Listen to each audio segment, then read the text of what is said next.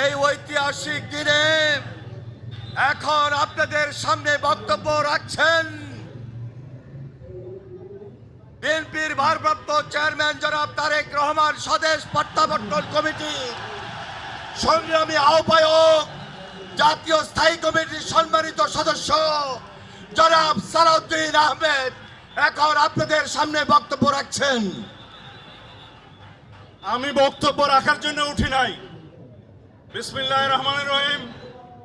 আলহামদুলিল্লাহ, আমাদের প্রিয় নেতা, আপনাদের নেতা, বাংলাদেশের গণমানুষের নেতা, গণতান্ত্রিক আন্দোলনের শীর্ষ নেতা, আমাদের আগামীর বাংলাদেশের দিক নির্দেশক, এদেশের গণতন্ত্রের রক্ষা কবচ, স্বাধীনতার সার্বভৌমত্বের রক্ষা কবচ, আমাদের প্রিয় নেতা, প্রাণ প্রিয় নেতা জনাব তারেক রহমান আপনাদের সামনে